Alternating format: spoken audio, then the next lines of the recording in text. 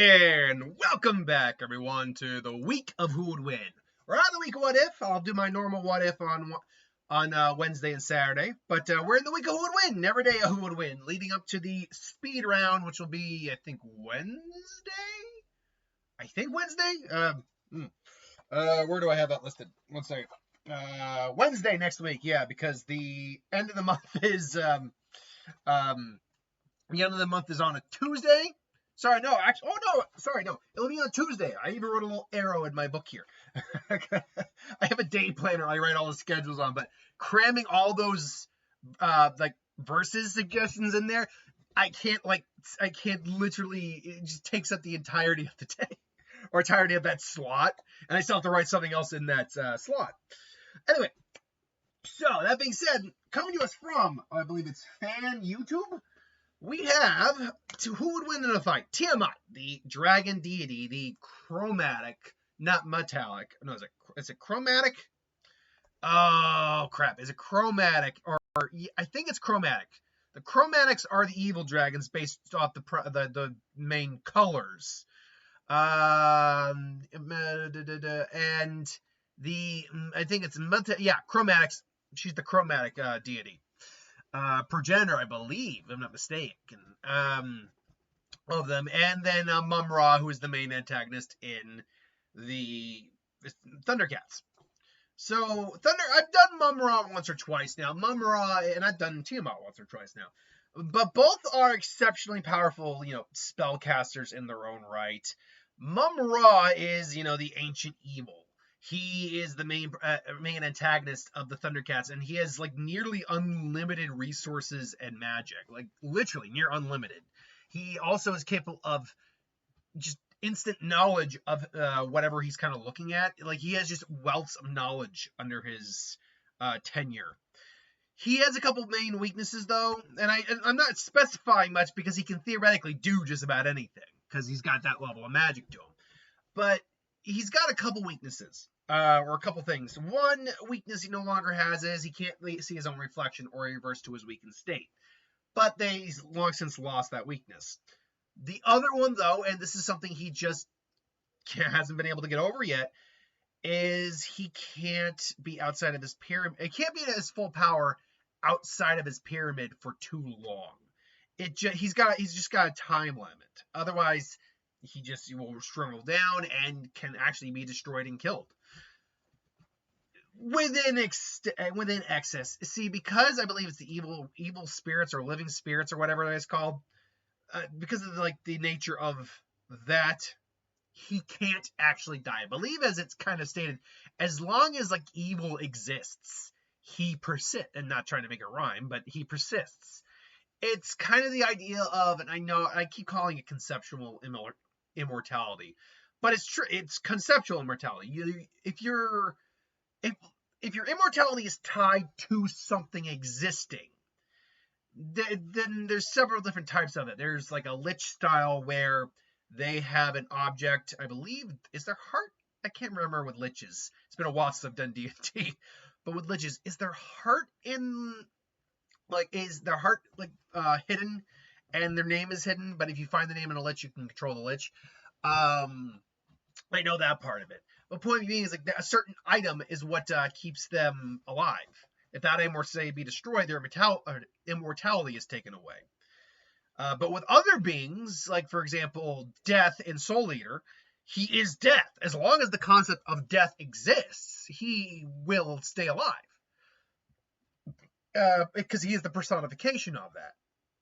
Mumm is something that's a little different, but because evil exists in the world and creation and the universe, he will persist. He will continue. That's not to say he can't be beaten. That just means he's very hard to permanently kill. You'd have to figure out a way to sever the ties with that in order to permanently kill him. And let's be very clear. There are characters in fiction that are far way more powerful and could actually erase his existence or sever his ties to his immortality. It's just the question of whether or not Tiamat is one of those individuals, or if Tiamat's weaker than Mumm, or if Tiamat is strong enough to beat Mumm. And let's get into that. That's a good segue. Tiamat, as we said, is more or less I can never remember if Tiamat is actually the progenitor. Same with Bahamut. If she's the progenitor of the chromatics, or if she's just kind of the one that rules them. Was the lawful evil dragon, queen of the evil dragons, and for a time then servant of the greater gods. She's a member of the Draconic Pantheon, and for some time she was a member of blah blah blah. It was a unique chromatic. So I don't believe I don't know if she's the progenitor of the chromatic dragons. I may have to take that back. But she is the one that basically, she's their deity. She's the one that rules over them all. And as you can see, her defining feature is she's more or less kind of like a dragon hydra with all the heads of all the 5 basic chromatic dragons. There are subspecies within both the metallic and the chromatics, but those are your 5 main ones. So apart from being massive, Tiamat also can shapeshift. She can take a human form, and it is a she. I also don't actually have a size rating on Tiamat at the moment, right here. Give me a second. Can I find Tiamat's size? Because Tiamat is big. That's something she very clearly has over let's see here, size. Over Mumm, at least in an initial come on, Tiamat. How big is Tiamat in feet? Okay, there we go. Tiamat is the second longest body. Oh, that's the Monsterverse Tiamat. I don't want Tiamat. How big is Tiamat? Dungeons and Dragons. Try that. Dungeons and Dragons. 1 second. In feet. Yeah, gave me the Monsterverse Tiamat, which is really cool. I'm glad even though she didn't last very long, I am glad Tiamat got to show up in New Empire, because Tiamat was a cool design. So the best we have here is the Tarske, the gigantic creature. Is a gargantuan-sized creature. Tiamat is also one. They both fill a 20-20 fill a square.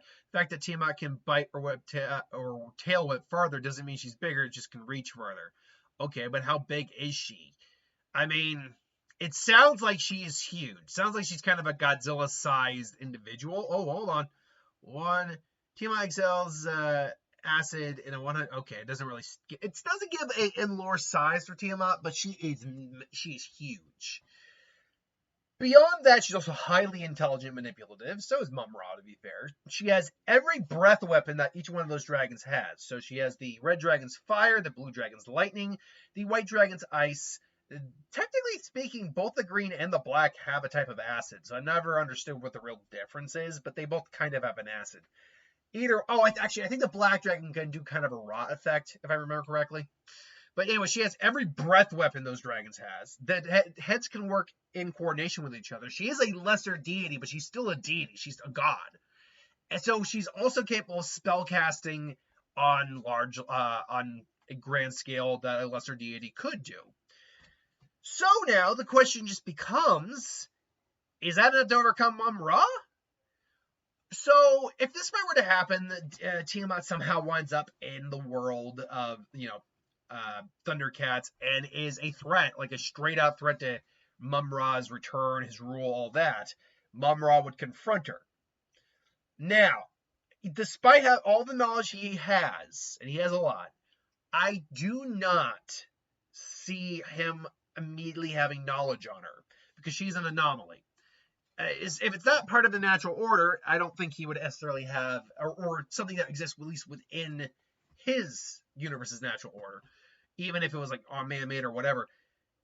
I don't think he would have like instant knowledge of what she is and how to deal with her. Maybe he could quickly gain some of that knowledge, but they're going to both be throwing magic back at each other for a while. She arguably is going to have better firepower because she has 5 heads to attack with.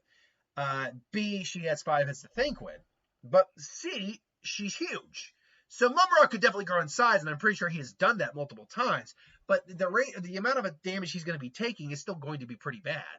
He could probably recover with magic. And if we're talking about sheer level of magic these characters know, arguably Mumm probably has the greater experience in magic. But that's not to say that Tiamat would be a slouch in that either. Her spells might be limited. His might not be as limited. they're probably going to be trading blows. He'd probably be able to actually hurt her too after a while. And honestly, if it were coming down to straight out power and sheer level and types of spells that these individuals can do, it'd be tight, but I think I would lean towards Mumm-Ra.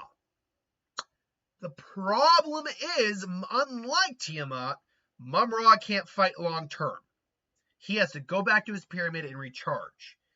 And honestly, there's nothing to say Tiamat might not just destroy the pyramid Godzilla style.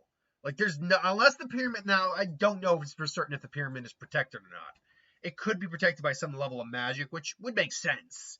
In many ways, this is where this is where your power is. You don't want it just go taken out, but theoretically speaking, a powerful enough being could just wipe that thing out. So, and Tiamat would probably fall at least in the realm of that powerful being. I didn't mean to do the pun with the realm, but well, it's not a pun, but I use realm in a way like that. But yeah, the problem ultimately in this fight is also by all accounts, Tiamat should know some healing spells to be able to recover, which means if Mumm-Ra is forced back, well, she's won the confrontation, but B, if she follows him and finds his power, in theory, what's to stop her from draining power? Again, I don't know it's been a long time since I've looked up spells, okay, here's something.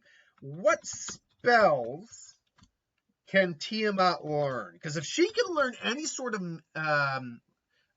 can Tiamat learn?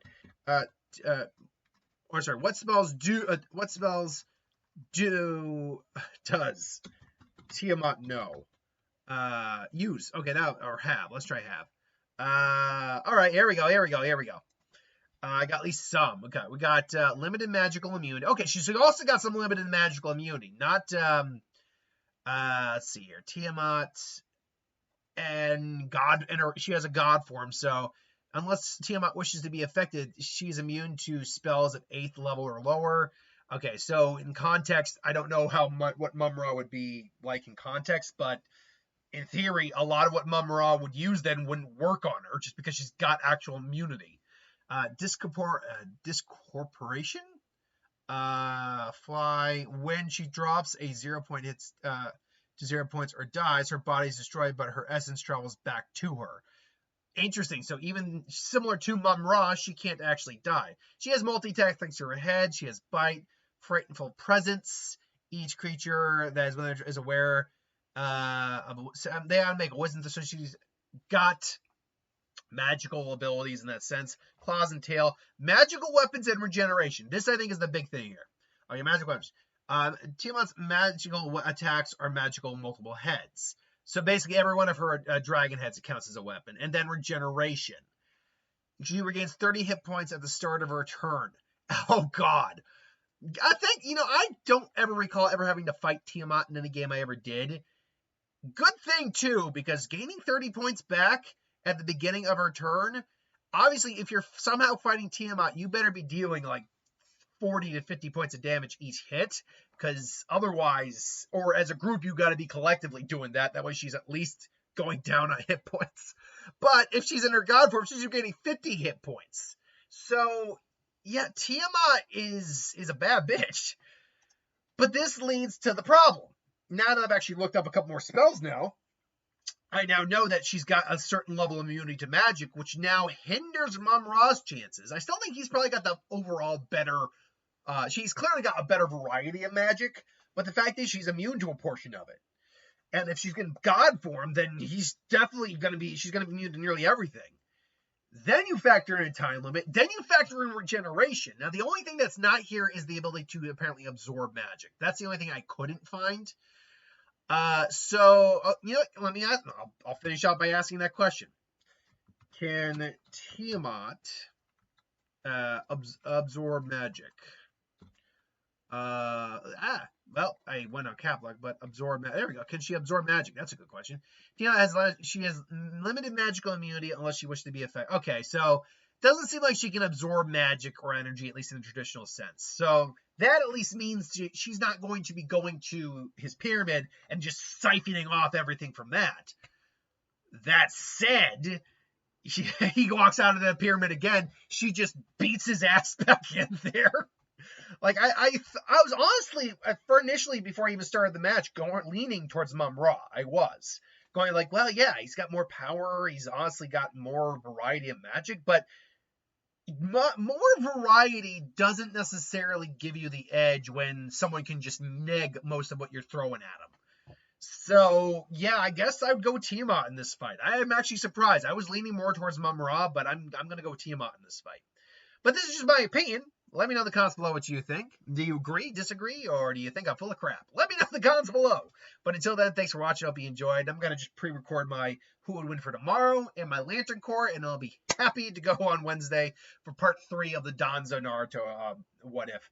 I'm having a lot of fun with that. Every once in a while, I don't mind going a little bit more fanficky on those, and this one's kind of going in the fanfic direction just a little bit. And I'm having a lot of fun with it. Until then, thanks for watching. Hope you enjoyed, and I'll see you next time.